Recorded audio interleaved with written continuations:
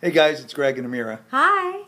Someone asked us to tell us what our first date was like since we wrote a dating book. Yeah. So here's what I should preface it with. So, Greg and I had both had relatively devastating breakups of our previous relationships, and we were both in this place where we were actually old school dating, like doing the whole thing where.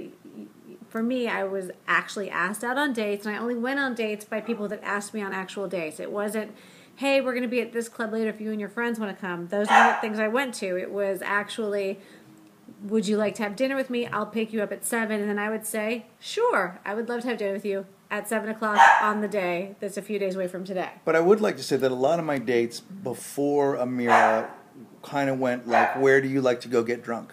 And then I would meet the person there. So my dating skills were not at the same level. So I knew that I had to have something planned, and I had to have something cool. And so I picked. So do you want to talk about how? So I called. Now here's what happened. Okay. Greg and I met 3 times before we actually met. So we met at his house at a barbecue. We met in Seattle at a music festival. But the 3rd time we met at a hair salon where we were both getting our hairs did. Mm-hmm.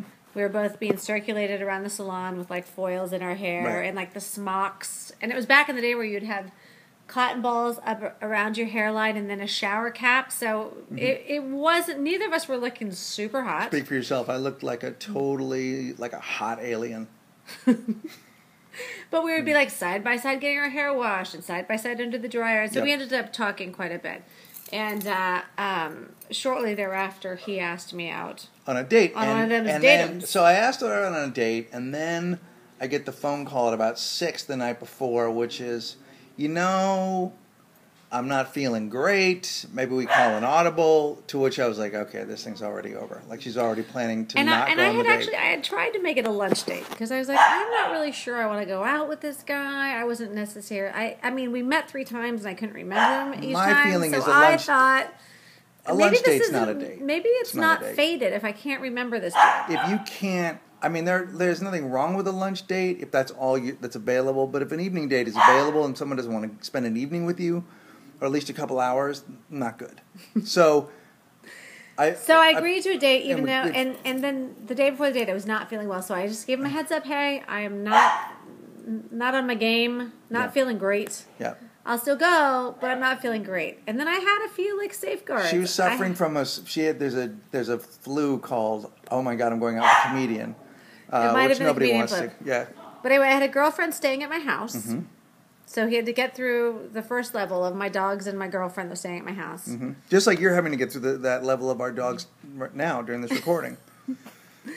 And we went on a date to a restaurant called Indochine, which I don't think is here anymore. And we actually had a really... Now. Oh, I like Jar. They have a really good pudding. They do. Butterscotch pudding is super good. Yep. But so we went to dinner. It was actually a very good dinner. We laughed a lot. We talked a lot. And then I had a friend come meet me on the date. I mean, it's the worst. It was like, oh my God, she's trying to get out of this date. Not only did she invite a friend, but she also had a work commitment afterwards. I had a work commitment I had to go to afterwards. Because Amiira was in the record industry and she had to go see a band. So she had a plan. I took him with me to go see the band. Well, that's when I knew things were going okay, because when we got to the club, we had to park across the street, and as we walked across the street, and while it wasn't significant for her, she took my hand, which is, to me, any kind of touching like that is good.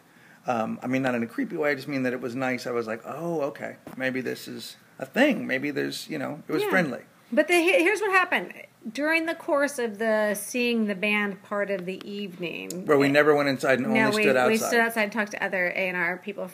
Which I was fascinated with. I loved it. We actually kind of made a plan to have a second date while we were still on our first date. Like, we both liked it enough to decide we were going to do it again. Right. The date involved making ice cream.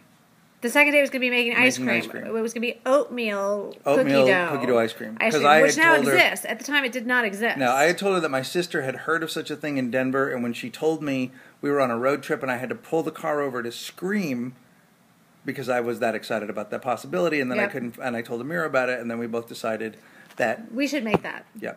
We should definitely. Yeah. So it was a solid that. first date. It was Like a I went home, solid and first also date. so then I took Although her home. Okay, yeah. So you I took took me her home, and her dogs went crazy. Yeah. And she had MTV VJ Kennedy staying at her house. I did. I had Kennedy at my house. Which is the perfect if you don't want someone to come over afterwards. Have Kennedy there. That's my pudding. I love my pudding. Sweet I know. pud. Anyway, so we went and so then I got a kiss on the lips. Yep. And I do have to say, a day or two later, he did send me flowers. Yeah. And then I broke up with him. And then she broke up with me. But that's a story for another time. That's another. We can talk about that tomorrow. Okay. Thanks, you guys. Bye.